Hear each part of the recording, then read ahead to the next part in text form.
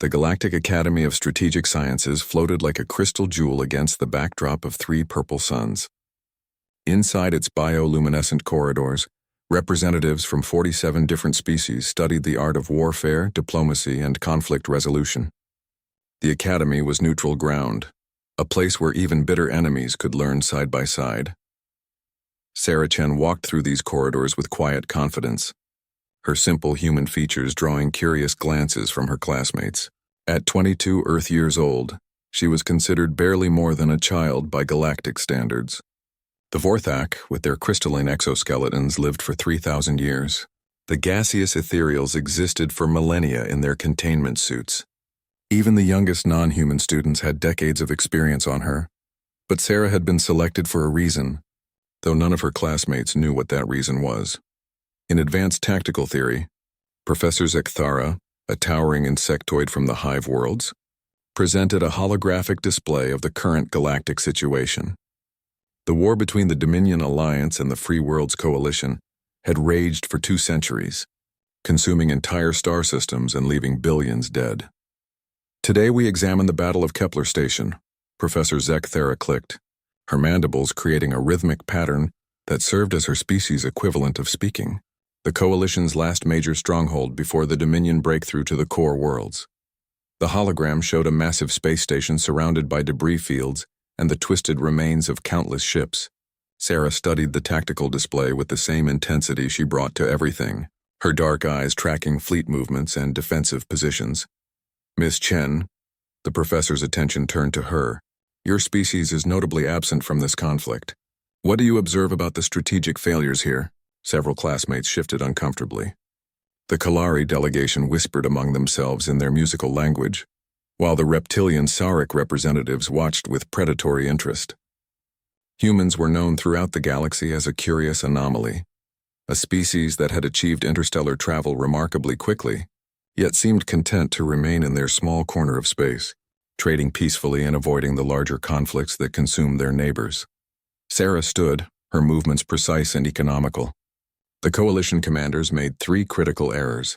First, they concentrated their heavy ships in a defensive sphere, limiting their mobility. Second, they failed to utilize the asteroid field for guerrilla tactics. Third, and most importantly, they fought the battle the Dominion wanted them to fight. Elaborate, Professor Zekthara commanded. The Dominion needed a decisive victory to break Coalition morale.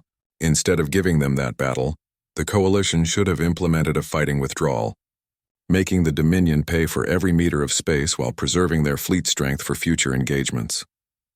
A Dominion student, one of the few attending under diplomatic immunity, hissed his displeasure. Easy words from a species that has never faced real warfare. Humans hide behind their borders while others bleed. Sarah's expression didn't change, but something flickered in her eyes that made several nearby students take an unconscious step back. You're right that humanity hasn't participated in this particular conflict. That doesn't mean we're unfamiliar with warfare. The Dominion student, a Vorthak named Carthul, stood to his full 8-foot height. Your species has been monitored since first contact. Small colonial skirmishes and primitive conflicts hardly qualify as experience with true galactic warfare. Perhaps, Sarah said quietly. But we've been watching this war very carefully, learning from every battle, every mistake, every tactical innovation. 2 centuries is a long time to study an enemy. The word enemy hung in the air like a physical presence. Professor Zekthara's compound eyes focused sharply on Sarah. Are you suggesting humanity has taken a position in this conflict? I'm suggesting, Sarah replied, returning to her seat with the same calm precision, that neutrality doesn't always mean inaction. That evening, in the Academy's recreational areas, Sarah found herself increasingly isolated. Word of her comments had spread quickly through the student body.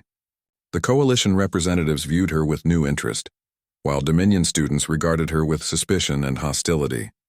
She didn't seem bothered by the attention. Instead, she spent her time in the Academy's vast library, accessing historical databases and tactical archives. Her study habits were as methodical as everything else about her. She absorbed information with mechanical efficiency, cross-referencing data points and building complex analytical models in her head. Lysatel, a Coalition student from the aquatic Meridai worlds, approached her table hesitantly. Is it true what they're saying? That humanity is planning to enter the war? Sarah looked up from her holographic display, which showed detailed schematics of Dominion ship designs. What do you think? I think, Lisa Tell said, settling her environmental suit into a nearby chair, that for a neutral species you seem remarkably well informed about our military capabilities and our weaknesses. Knowledge is never a weakness, Sarah replied. Your people's bioships are impressive, but you rely too heavily on organic targeting systems. They can be confused by specific electromagnetic frequencies. Lisa Tell's gills fluttered in surprise. That information was classified at the highest levels of Coalition command. How could you possibly know that? Because 3 months ago, a Coalition fleet was defeated at Rigel using exactly that tactic. Your ship's organic neural networks were disrupted by Dominion pulse weapons, leaving them vulnerable to conventional attack. Sarah closed the holographic display and looked directly at the aquatic alien. The question isn't how I know. The question is why your admirals haven't adapted their tactics to compensate for this vulnerability. You're not just a student, Lisa Tell realized, her voice dropping to barely above a whisper. Sarah gathered her materials and stood. None of us are just students. We're all here for reasons beyond education. She paused at the edge of the table. The difference is that most of you are here to learn how to continue fighting the same war. I'm here to learn how to end it. As Sarah walked away, Lisa Tell remained frozen in her chair. Around the library, other students had overheard the conversation. Dominion and Coalition representatives stared at each other with new understanding. The quiet human wasn't just observing their conflict from the sidelines. She was studying them both with the patient thoroughness of a predator. In her private quarters that night, Sarah composed a brief message on a quantum-encrypted channel. The message was simple. Assessment phase complete. Recommend proceeding to phase 2. The response came back within minutes, carrying the authority of the highest levels of human command. Acknowledged. Operation Endgame is authorized. Show them what we've learned. Sarah smiled for the first time since arriving at the academy. It wasn't a pleasant expression. The morning brought news that sent shockwaves through the academy. Overnight, 3 Dominion supply convoys had been destroyed in what appeared to be Coalition raids. But the tactics used were unlike anything the Coalition had ever employed before. Professor Zekathara pulled up the tactical data during the morning briefing, her mandibles clicking in confusion. The attacks were simultaneous, coordinated across 17 light-years of space. The raiders used hit-and-run tactics, striking at precisely the moments when the convoys were most vulnerable. Sarah watched the holographic recreations with professional interest. The attacking ships had materialized from hyperspace at maximum range, launched massive volleys of kinetic projectiles, then jumped away before the escort vessels could respond. It was devastatingly effective and completely unlike the Coalition's usual head-on assault tactics. Carthul, the Dominion student, was practically vibrating with rage. Cowardly attacks. They refuse to face our ships in honorable combat. Honor, Sarah said quietly, is a luxury that dying species can't afford. All eyes turned to her. Professor Zekthara's compound gaze fixed on the human student. You seem remarkably well informed about these attacks, Miss Chen. I'm informed about tactics, Sarah corrected. These raids follow a pattern called distributed strike warfare. Hit multiple targets simultaneously to prevent mutual support, strike at maximum range to minimize risk, never engage in prolonged combat. It's an ancient human military doctrine. The silence in the classroom was deafening. Lisa Tell leaned forward in her environmental suit. Ancient human doctrine? But your species has never used such tactics in space combat. No, Sarah agreed. We've never had to. Until now. The implications hit the room like a physical blow. Students from both factions stared at Sarah with new understanding. The quiet human wasn't just studying their war. She had been teaching them how to fight it. During the lunch period, Sarah found herself surrounded by a mixed group of Coalition and Dominion students in one of the Academy's neutral zones. The tension was thick enough to cut with a blade. You're training them, Carthul accused, his crystalline features reflecting the Academy's bioluminescent lighting. You're showing the Coalition how to fight like humans. Am I? Sarah asked, taking a bite of her meal with apparent unconcern. Or am I simply pointing out tactical possibilities that already existed? A coalition student, a reptilian Sauric named Vexhai, hissed softly. Those raids saved 3 billion coalition civilians. Dominion forces were hours away from orbital bombardment of the Altair colonies, and cost the Dominion strategic resources they can't easily replace, added Lysatel. But the tactics, they're not like us. Coalition doctrine emphasizes courage, honor, direct confrontation. Coalition doctrine, Sarah said, setting down her utensil, has been losing this war for 2 centuries. Honor doesn't resurrect the dead. Courage doesn't rebuild destroyed worlds. Victory does. She stood and faced the mixed group of aliens, her small human frame somehow commanding the attention of beings twice her size. You want to know what humanity has been doing while you've been killing each other? We've been learning. Every battle, every tactical innovation, every strategic mistake, we've studied it all. But why? Demanded Carthel. Why does humanity care about our war? Sarah's expression grew serious. Because your war is spreading. Every year it consumes more systems, involves more species, creates more refugees. We've watched 17 minor species go extinct because they were caught between your fleets. The economic disruption has collapsed trade routes that took millennia to establish. She paused, letting her words sink in. Humanity doesn't want to fight this war. We want to end it. And sometimes the fastest way to end a war is to make it too costly for both sides to continue. That afternoon, news arrived that changed everything. A Dominion battle fleet had been destroyed attempting to break through Coalition defenses at the Vega system. But the Coalition fleet that engaged them had been outnumbered 3-1. The victory should have been impossible. The tactical recordings showed Coalition ships fighting with unprecedented coordination and precision. They used the system's asteroid belts and planetary gravity wells like a master chess player using pieces, turning the Dominion's numerical advantage against them. This is impossible, breathed Professor Zekathara as she analyzed the data. The Coalition's 6th Fleet was considered one of their weakest formations. They were expected to hold for perhaps 6 hours before being overwhelmed. They held for 18 hours, Sarah observed, studying the holographic battle display, and not only held but achieved complete tactical victory with minimal losses. How? Carthel demanded. How does the inferior force accomplish such a victory? Sarah manipulated the holographic controls, highlighting specific ship movements and tactical decisions. Superior information warfare. Look at the timing of their maneuvers. They knew exactly when and where each Dominion ship would be vulnerable. They had complete intelligence on Dominion formations, weapon capabilities, and command protocols. She zoomed in on a crucial moment in the battle. Here. The Coalition flagship launches a spread of kinetic torpedoes not at the Dominion command ship, but at empty space. 30 seconds later, the Dominion vessel moves into that exact position during a standard evasive maneuver. The torpedoes arrive precisely as the ship's shields are cycling through their regeneration sequence. The room fell silent as the implications became clear.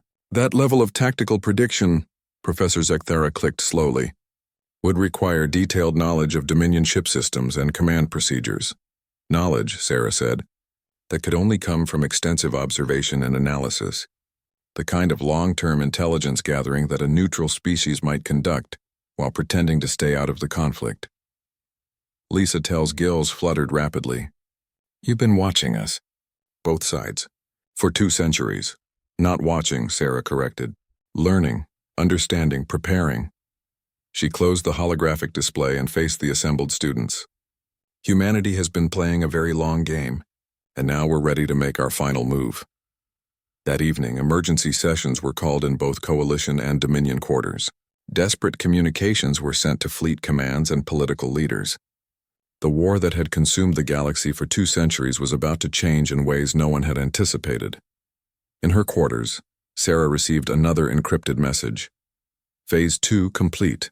Dominion and Coalition forces now aware of human involvement. Intelligence suggests both sides preparing diplomatic overtures. Ready for Phase 3? Sarah's response was immediate. Confirmed. Begin humanitarian intervention. Show them we're not choosing sides. We're ending the game. As she prepared for sleep, Sarah allowed herself a moment of satisfaction. The first part of humanity's plan was working perfectly. Both sides now understood they were facing an opponent who had been studying them with the patience of a species that thought in centuries rather than years. Tomorrow, They would learn what humanity did with all that knowledge. The Academy's emergency broadcast system activated at 0600 Standard Time, flooding every dormitory and classroom with urgent news. Sarah was already awake, sitting calmly at her desk as the reports flooded in from across the galaxy. 17 star systems had declared independence from both the Dominion Alliance and the Free Worlds Coalition simultaneously. Not rebellion, independence, and they weren't alone. "This is Admiral Rebecca Torres of the Human Expeditionary Fleet," came the voice over the Academy's communication system. "We are broadcasting on all frequencies to announce the establishment of the Neutral Zone Protection Accord. Effective immediately, any system that declares neutrality and requests protection will be placed under human peacekeeping authority." Professor Zekthara's mandibles clicked rapidly as she tried to process the implications. Around the Academy, students gathered in shocked clusters, watching the news feeds in disbelief. The holographic displays showed human fleets materializing throughout contested space. Not just a few ships, but massive formations that dwarfed anything seen in the galaxy for centuries. Sleek vessels with unfamiliar configurations moved with the precision of a species that had spent 200 years preparing for this moment. Carthul found Sarah in the library, his crystalline features reflecting barely controlled rage. "Your species has revealed its true nature at last. You're invaders just like every other species that seeks to expand its territory." Sarah looked up from her reading, a historical analysis of post-war reconstruction efforts. "Are we? Look at the tactical displays. Where are human forces positioning themselves?" Despite his anger, Carthul pulled up the real-time galactic map. Human fleets were indeed spread across dozens of systems, but not in any configuration that suggested conquest. Instead, they formed protective barriers around refugee populations, civilian installations, and trade routes. "I don't understand," admitted Lysatel, joining the conversation. "If humanity wanted territory, why protect neutral systems? Why not simply claim the richest worlds for yourselves?" "Because," Sarah said, closing her reading material, "we don't want your territory. We want your war to end." She stood and activated a larger holographic display, showing the galactic situation in real time. "Look at the pattern. Human forces are concentrated in 3 areas: refugee protection, civilian evacuation zones, and critical trade routes. We're not conquering, we're creating a buffer zone." The display highlighted the human strategy in stark detail. Every fleet position was carefully chosen to maximum strategic impact while minimizing territorial claims.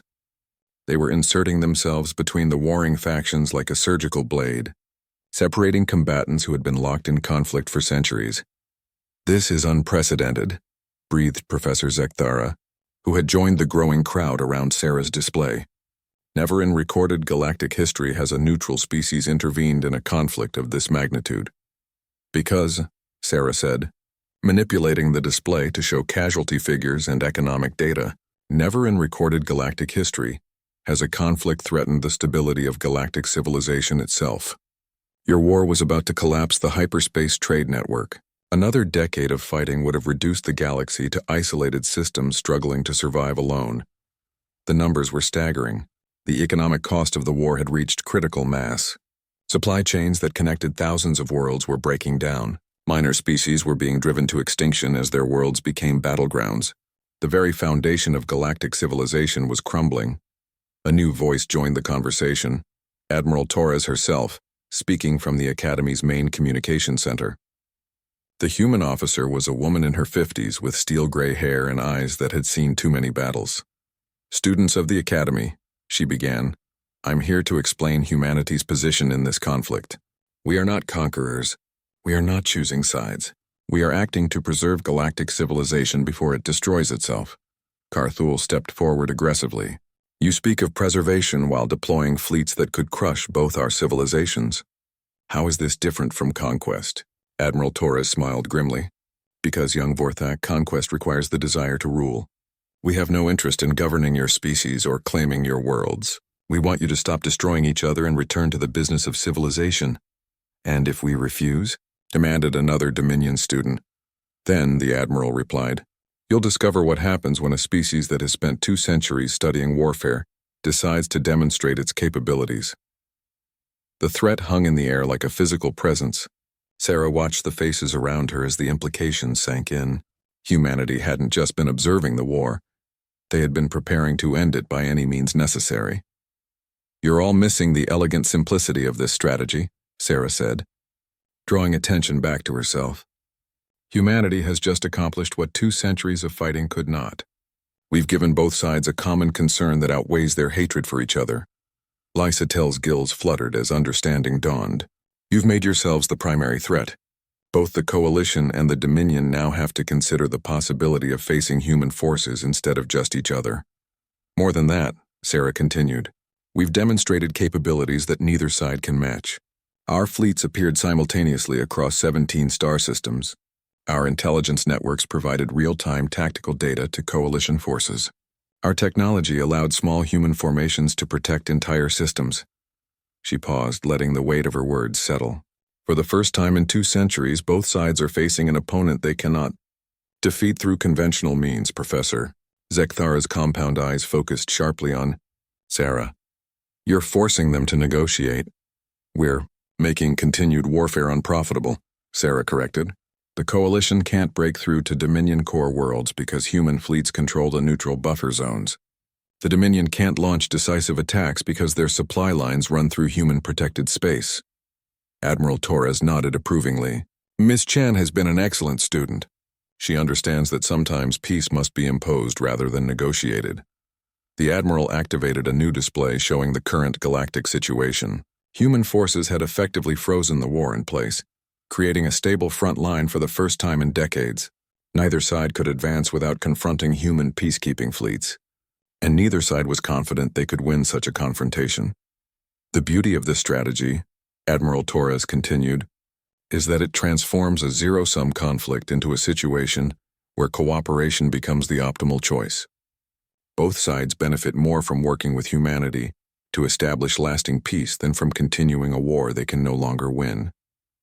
As the day progressed, reports continued to flood in from across the galaxy. Dominion and Coalition fleets had begun withdrawing from contested systems, not in defeat but in recognition of the new reality. Human diplomatic teams were already establishing contact with both governments, offering comprehensive peace negotiations under human mediation. The war that had consumed the galaxy for 2 centuries was ending, not with victory or defeat, but with the intervention of a species that had patiently waited for the right moment to reshape the entire conflict. That evening, Sarah found herself alone in the Academy's observation deck, watching the 3 purple suns set over the Crystal City. Behind her, she could hear the urgent conversations of students and faculty as they tried to understand the new galactic order. A soft chime indicated an incoming message on her personal communicator. The text was simple. Phase 3 complete ahead of schedule. Both governments requesting formal negotiations. Proceed to Phase 4. Sarah smiled as she composed her response. Acknowledged. Time to show them what permanent peace looks like. The Academy had been transformed overnight into the center of galactic diplomacy. Delegations from both the Dominion Alliance and the Free Worlds Coalition arrived within hours of Admiral Torres's announcement, their ships forming an unlikely fleet in the Academy's orbital space. Sarah watched from the main conference hall as representatives filed in, beings who had been trying to kill each other for centuries now forced to sit at the same table. The tension was so thick it seemed to distort the air itself. Admiral Torres stood at the head of the massive circular table, her human form dwarfed by the towering aliens around her. To her right sat Chancellor Vexthara of the Coalition, a elegant ethereal whose gaseous form swirled within her containment suit. To her left, Supreme Commander Thakron of the Dominion, a massive vorthak whose crystalline carapace reflected the room's lights like a living prism. "Ladies, gentlemen, and beings of various classifications," Admiral Torres began, "we are here to end a war that has consumed our galaxy for 2 centuries, not to determine winners and losers, but to establish a lasting framework for coexistence." Chancellor Vexithera's voice came through her suit's speakers, harmonics indicating barely controlled anger. "Humanity speaks of ending war while deploying fleets that could conquer half the galaxy. How do we know this peace is not simply subjugation under a different name?" Sarah noticed the careful positioning of the human delegation. Unlike the other representatives who had brought extensive entourages and security details, the humans had sent only Admiral Torres and herself. The message was clear. They were confident enough in their position to negotiate without intimidation or overwhelming numbers. An excellent question, Admiral Torres replied. Commander Chen, would you care to address the Chancellor's concerns? All eyes turned to Sarah as she stood. Several delegates showed visible surprise.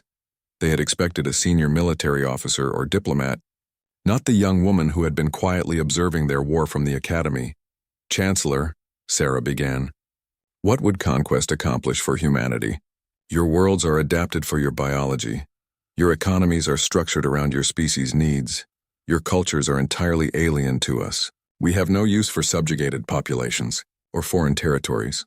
She activated a holographic display, showing human space, a modest cluster of systems compared to the vast territories, controlled by the Coalition and Dominion. Humanity's requirements are simple. We need secure trade routes, stable interstellar law, and an end to the refugee crisis that threatens regional stability. Supreme Commander Thakron's voice rumbled like grinding stone. Yet your fleets demonstrate capabilities far beyond anything we've seen. How did humanity achieve such technological advancement while remaining hidden? Sarah smiled, and several delegates shifted uncomfortably at the predatory expression. We weren't hidden, Commander. We were ignored. For 2 centuries, diplomats from both factions visited human space, offering military alliances, trade concessions, territorial guarantees. Do you remember what humanity's response was? The Dominion commander's crystalline features showed confusion. You requested educational exchanges, access to our military academies and strategic institutes. Exactly. Sarah's display shifted to show the academy itself, highlighting the thousands of human students who had attended over the decades. While you were fighting each other, we were learning from both of you. Every tactical innovation, every strategic breakthrough, every technological advancement, we studied it all. The implications sent a chill through the assembled delegates. Lysa Tell, representing the Coalition Diplomatic Corps, leaned forward in her environmental suit. You've been preparing for this intervention since the war began. Not preparing for intervention, Sarah corrected. Preparing to end it. There's a crucial difference. Admiral Torres reactivated the central display, showing the current galactic situation. The war is over, whether you formally acknowledge it or not. Human forces control all major hyperspace junctions between your territories. Neither side can launch significant operations without our permission. But we're not interested in permanent occupation, Sarah continued seamlessly. Military occupation is expensive, politically complicated, and ultimately unsustainable. We want to establish a self-maintaining peace that doesn't require constant human intervention. Chancellor Vexithera's gaseous form swirled more rapidly. What exactly are you proposing?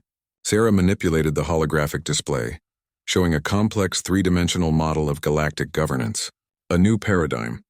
Instead of 2 massive power blocks consuming resources in endless conflict, we propose a network of autonomous regions, connected by neutral trade zones and governed by collective security. Agreements. The model showed how the galaxy could be reorganized not into the binary, Dominion coalition structure that had dominated for centuries, but into dozens of smaller, more stable political entities.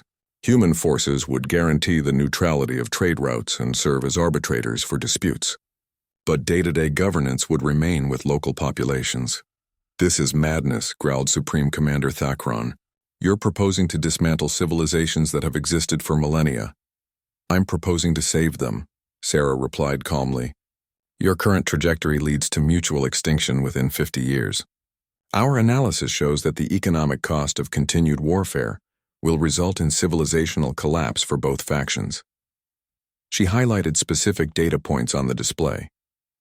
Dominion industrial capacity has declined by 40% in the last decade. Coalition agricultural worlds can no longer feed their populations due to supply chain disruptions. Both sides are one major defeat away from complete systemic failure. The raw numbers were undeniable. Delegates began studying the projections with growing alarm as they realized the accuracy of humanity's analysis.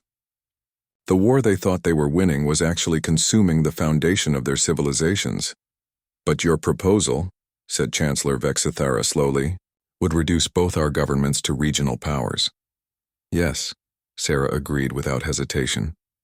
But regional powers that can actually sustain themselves indefinitely rather than galactic empires that are slowly committing suicide. Admiral Torres stood, her presence commanding immediate attention.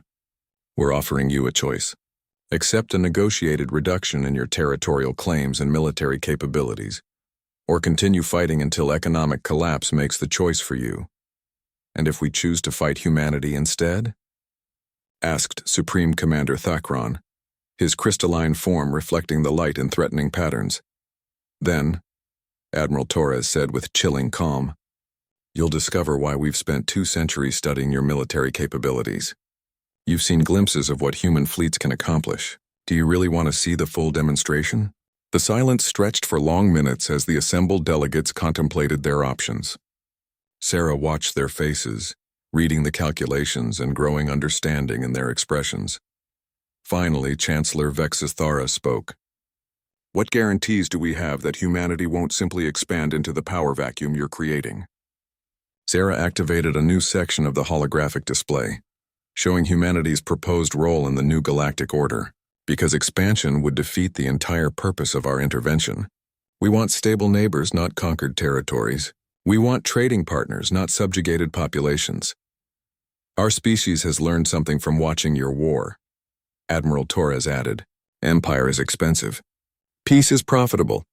We'd rather spend our resources on exploration, scientific advancement, and trade than on endless military campaigns.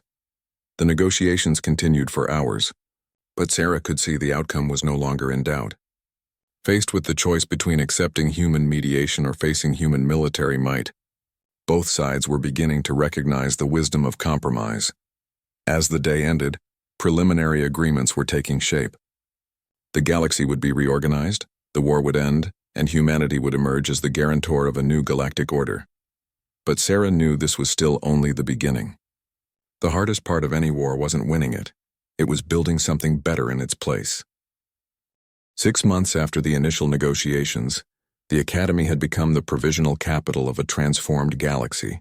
The Galactic Reconstruction Authority operated from hastily constructed facilities, coordinating the massive undertaking of reshaping 2 centuries of warfare into a sustainable peace. Sarah stood in the command center, now wearing the insignia of a strategic coordinator, watching as reports flowed in from across the galaxy. The dismantling of the old order was proceeding faster than anyone had anticipated. Another Dominion sector governor has declared independence, reported Lieutenant Chen, a distant cousin who had arrived with the second wave of human administrators. That makes 37 autonomous regions established this month. Admiral Torres, now serving as Director of Galactic Reconstruction, nodded with satisfaction. The cascade effect is accelerating. Once populations see they can govern themselves without massive military expenditures, the old imperial structures become unsustainable. The holographic displays showed the remarkable transformation taking place. The rigid binary structure of Dominion versus Coalition was fragmenting into dozens of smaller, more manageable political entities. Worlds that had been locked in conflict for generations were rediscovering the benefits of peaceful cooperation, but not everyone was adapting smoothly to the new reality. An urgent communication arrived from the Kepler sector, where former Dominion hardliners had established a rogue military government. They're calling themselves the True Dominion, reported the sector coordinator. They've seized control of 3 star systems and are demanding the restoration of the old imperial order. Sarah studied the tactical data with the same methodical precision she had brought to her academy studies. 12 heavy cruisers, 47 support vessels, approximately 50,000 ground troops. They're well equipped but isolated. Traditional response would be immediate military intervention, observed Admiral Torres. But we're trying to establish a new paradigm. Recommendations? This was the test Sarah had been preparing for. The moment when humanity's commitment to peaceful resolution would be challenged by those who refused to accept the new order. Economic isolation combined with strategic pressure, Sarah proposed. Cut off their supply lines and trade routes, but offer immediate amnesty and reconstruction aid to any system that voluntarily rejoins the galactic community. She manipulated the holographic display to show her proposed strategy. The True Dominion's greatest weakness is that they're fighting yesterday's war. They expect us to respond with massive military force. which would validate their narrative of human imperialism. Instead, Admiral Torres said, following Sarah's logic, we demonstrate that the old military solutions are obsolete in the new paradigm. Within days, Sarah's strategy was implemented. Human fleets didn't attack the true Dominion systems. They simply established blockades that prevented military resupply, while allowing humanitarian aid to flow freely. Trade ships were diverted to cooperative systems, and reconstruction projects were fast-tracked in neighboring regions. The psychological effect was devastating to the hardliners. Populations that had expected glorious military resistance instead faced economic stagnation while watching nearby systems prosper under the new order. The first defection came within a week. The agricultural world of Vorth Prime declared neutrality and requested human protection, citing the need to feed its population rather than support military adventurism. 2 more systems followed within days. It's brilliant, admitted Professor Zekthara, who had remained at the Academy to study humanity's conflict resolution methods. You're not defeating their military forces. You're making their entire worldview irrelevant. Sarah nodded, watching as the true Dominion's support base continued to erode. Military conquest requires an enemy. When you remove the enemy, the entire justification for military action disappears. But the real test came from an unexpected direction. Chancellor Vexithara arrived at the Academy with disturbing news from Coalition space. Our intelligence services have discovered something troubling, she announced during an emergency session. There are human military installations being constructed in 17 star systems, facilities far larger than necessary for peacekeeping operations. The accusation hung in the air like an accusation of betrayal. Sarah felt the familiar tension, returned to the room as Coalition and former Dominion. Representatives stared at the human delegation with renewed suspicion. Admiral Torres activated a new holographic display without any sign of concern. You're absolutely correct, Chancellor. Would you like to see what we're building? The display showed the construction projects in detail. They were indeed massive, but not military installations. They were shipyards, research facilities, and industrial complexes designed for peaceful purposes. Humanity is investing in the galaxy's future, Admiral Torres explained. These facilities will provide employment for millions of refugees, generate the industrial capacity needed for reconstruction, and serve as centers for technological development. Sarah stepped forward to address the Chancellor directly. You're thinking in terms of the old paradigm, where military installations were built to project power and threaten enemies. These facilities are designed to create prosperity and opportunity. She highlighted specific aspects of the construction projects. The shipyards are building civilian vessels, cargo haulers, passenger transports, exploration ships. The research facilities are focused on agricultural technology, medical advancement, and environmental restoration. The industrial complexes are producing consumer goods and infrastructure components.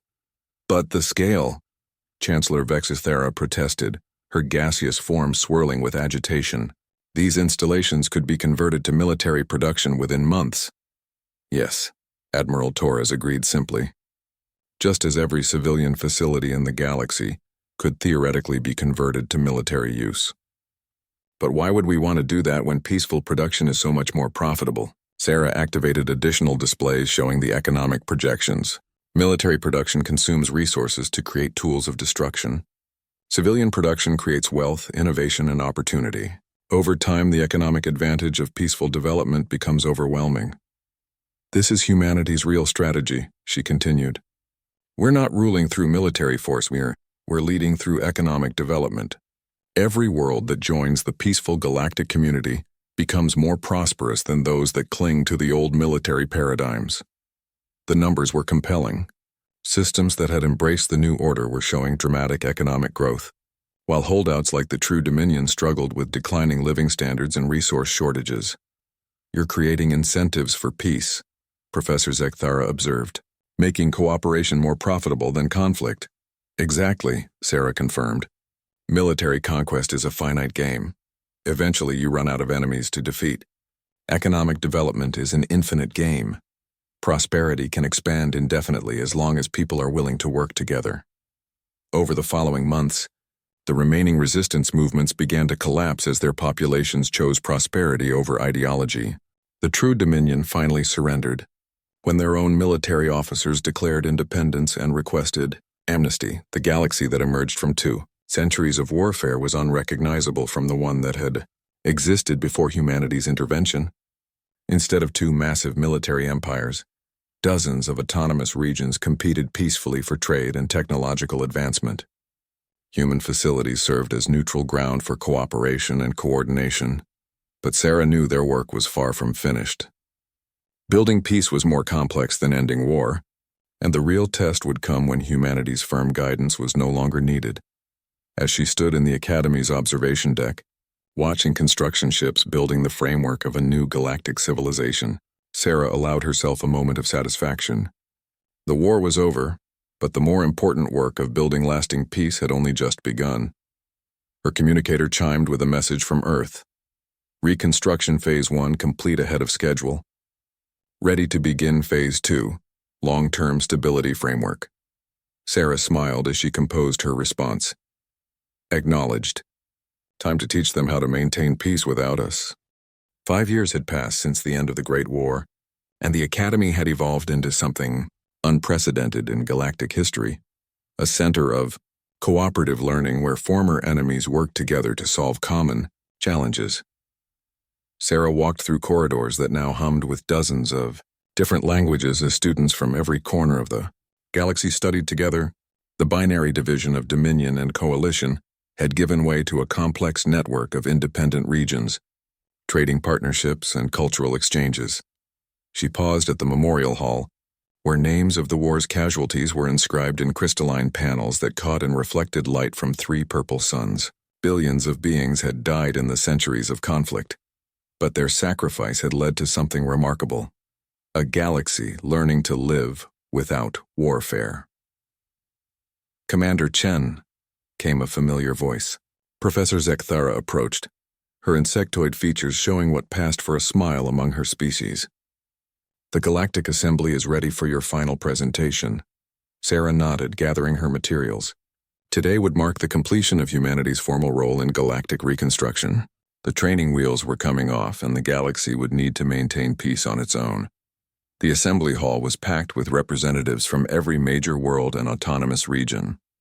Where once Coalition and Dominion delegates had glared at each other across an ideological divide, now hundreds of different political entities worked together on shared challenges. Admiral Torres, now bearing the title of Director Emeritus, stood to address the assembly. 5 years ago, we gathered here to end a war that threatened the survival of galactic civilization. Today we gather to celebrate the beginning of something unprecedented, a galaxy that has learned to resolve conflicts without resorting to mass violence. The statistics spoke for themselves.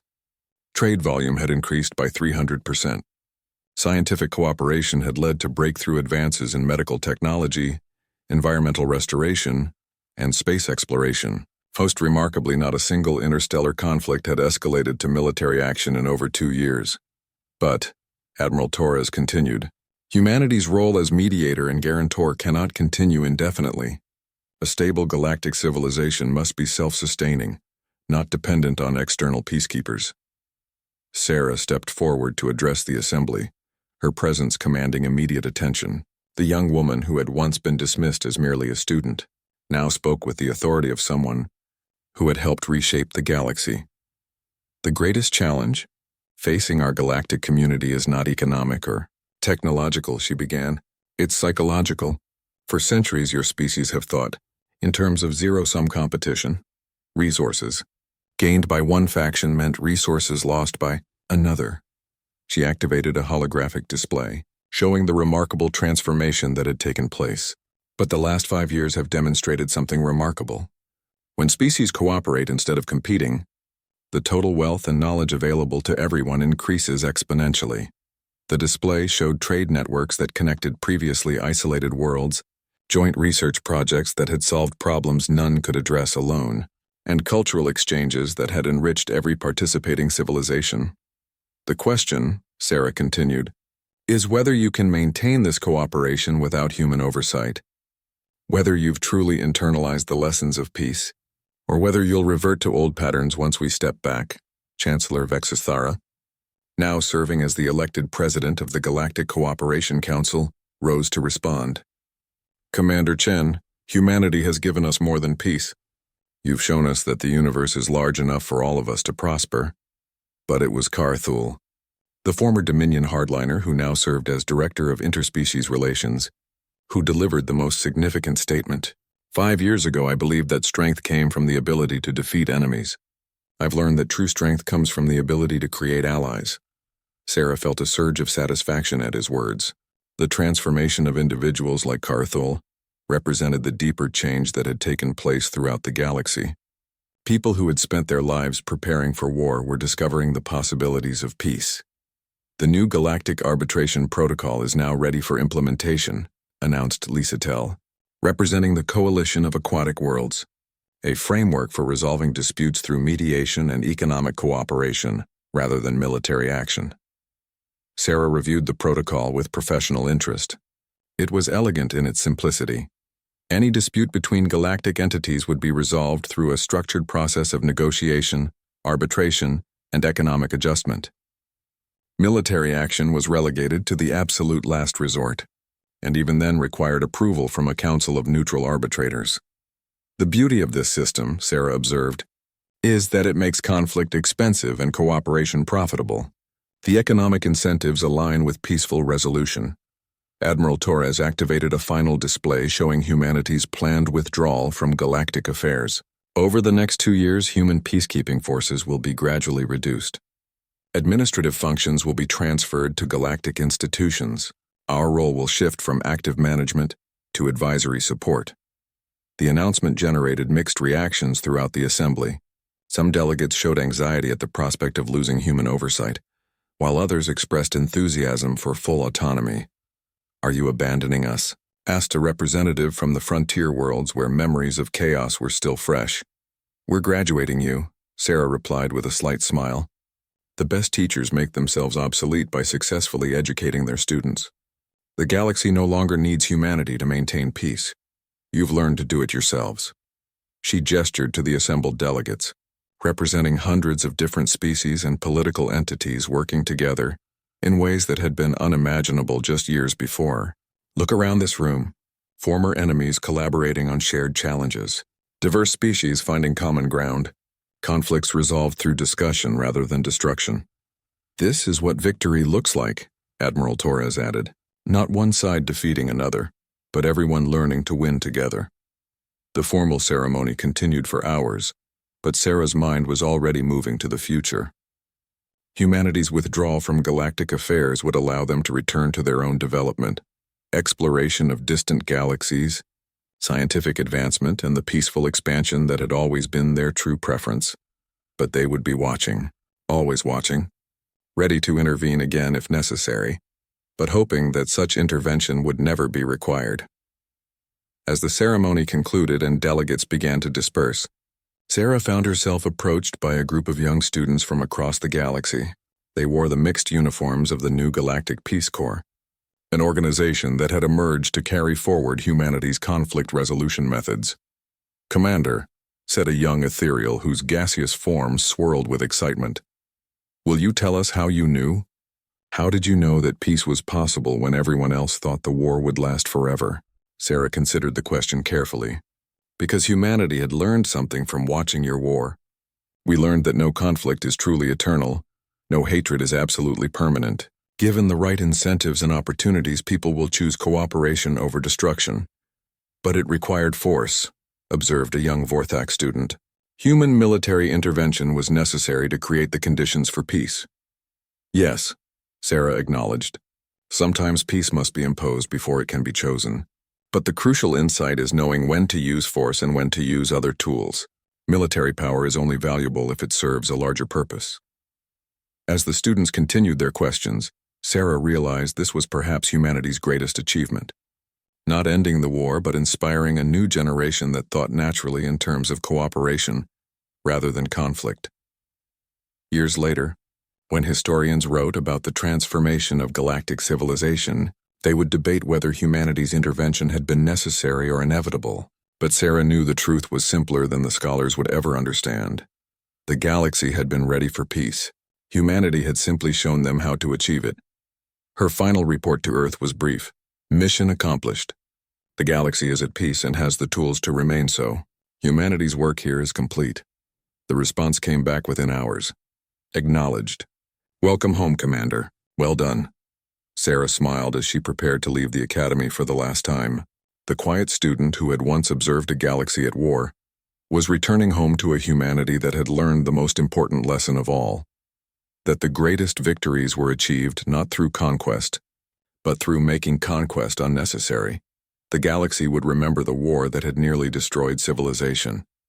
But more importantly, it would remember the peace that had followed, and the species that had shown them all how to build something better than what had come before.